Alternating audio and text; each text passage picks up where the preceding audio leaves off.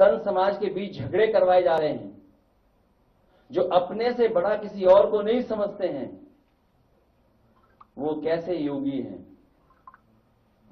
संतों में भी झगड़ा कराने का काम अगर कोई कर रहा है तो सरकार के लोग मिलकर के करवा रहे हैं।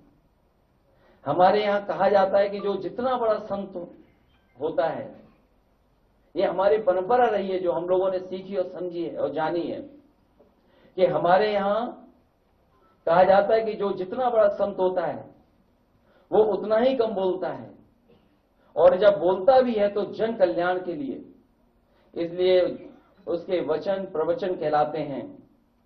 यहां तो सब उल्टा ही है, इनकी योग्यता की परीक्षा करवानी पड़ेगी, क्योंकि जिस तरह के भाषा इस्तेमाल हो रही है उससे कहीं ना कहीं लग रहा है कि उनकी योग्यता के बारे में भी हमें और आपको जानना चाहिए। और व्यक्ति वस्त्र से नहीं, व्यक्ति वस्त्र से नहीं, वचन से योगी होता है।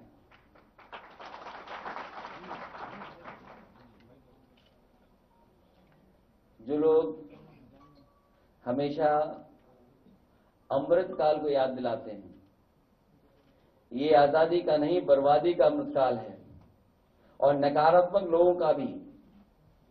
कलयुग में सब उल्टा होता है, ना तो समझो वही हो रहा है, जो कलयुग है उसमें उल्टा होता है, और सब उल्टा कर रहे हैं लोग।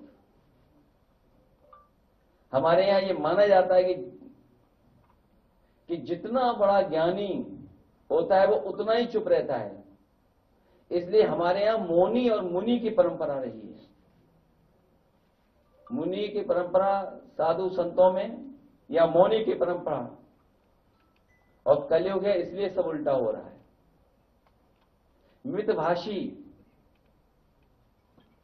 मितभाषी वाचाल बन गए हैं आजकल। वो मितभाषी नहीं बन रहे हैं, उनका सुनिए क्या कह रहे हैं आजकल। मृदभाषी कटुभाषी बन गए हैं, सत्य वचनी झूठे प्रचारक बन गए हैं, अभय निवारण करने वाले भय का प्रसारण कर रहे हैं, परोपकारी लोग अत्याचारी का काम कर रहे हैं। जिनका काम सरकार चलाना है वो बुलडोजर चला रहे हैं, और विकास का प्रतीक विनाश का प्रतीक बन गया है।